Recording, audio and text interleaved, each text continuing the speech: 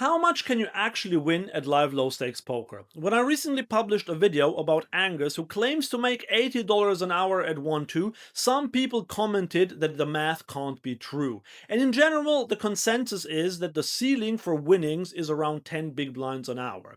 So in this video, I'm going to show you how much you can expect to win long term in the games with the exact structure you play in.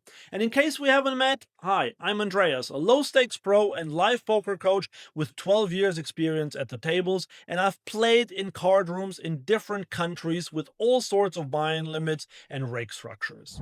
Okay, so is it possible that in some games 10 big blinds per hour seem to be the maximum possible as a win rate, when in other card rooms players make 30 or even 35 big blinds per hour? Well, the short answer is that 1-2 games are not really 1-2 games. Let me explain.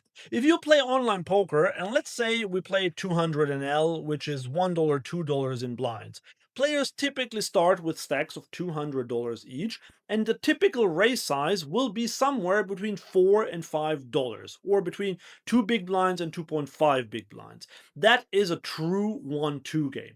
But compare that to your local 1-2 live game.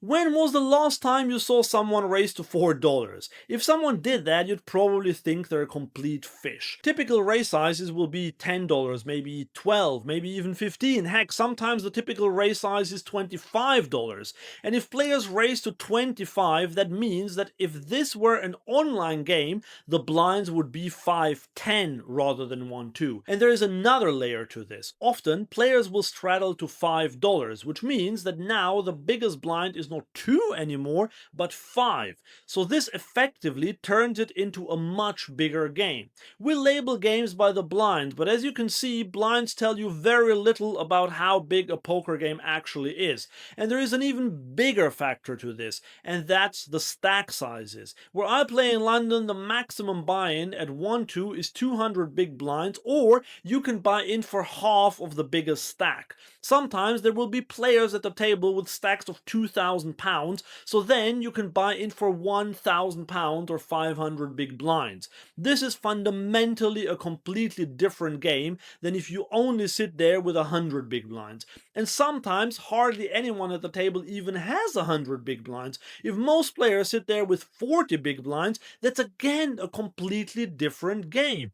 So let me show you why stack depth and raise sizes matter enormously for your win rate. Imagine a player only has one big blind left after posting the big blind. If he faces a raise, he can't really make a mistake at this point, no matter what cards he has. He's getting such a good price to call this tiny all-in, but if he folds, he wouldn't make much of a mistake either. After all, this mistake can cost him a maximum of $2. But now imagine the same scenario, except he is 400 big blinds deep. That is completely different. When stacks are shallow, most decisions are worth just a few dollars. When stacks are 400 big blinds deep, a single mistake on the river can cost hundreds. That's why the bigger the effective stacks are, the bigger the edge is for good players. And with bigger edges comes a much higher earning potential for strong players. But there's another element to this. To show you what this is, imagine you and a friend are playing a game for a cake.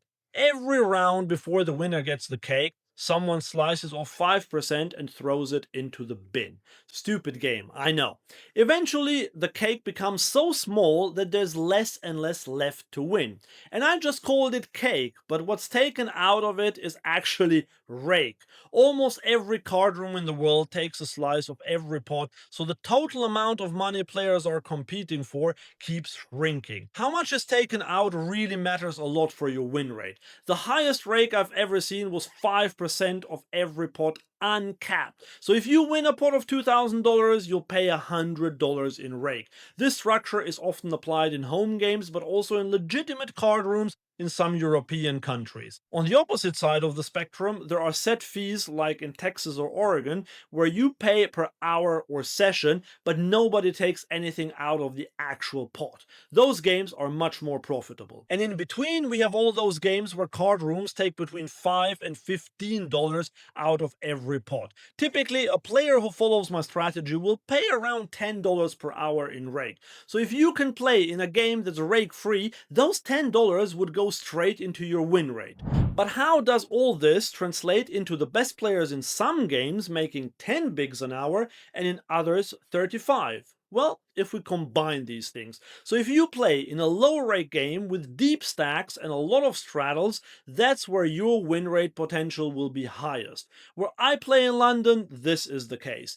And this is exactly how Angus makes 30 big blinds per hour. If on the other hand, you play in a game that's capped to 100 big blinds or even less and rake is quite high, then it's impossible to get to more than 10 bigs an hour. So the next time someone tells you that nobody can beat 1-2 for more than 10 big blinds an hour, ask them about the structure of the game. And if you want to know what the ceiling looks like in your game, I built a free tool that estimates the win rate ceiling for your specific game.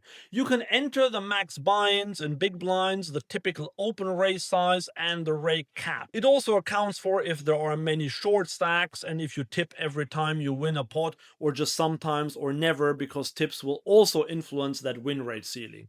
If you want the app to find out how much you could earn in your exact game, you can get it completely for free. Just click the link in the description below or scan this QR code. And of course, knowing the ceiling is only half the equation. The other half is actually playing well enough to reach it. So if you want to get my entire strategy, how to beat those loose and splashy live low stakes games, then watch this video next.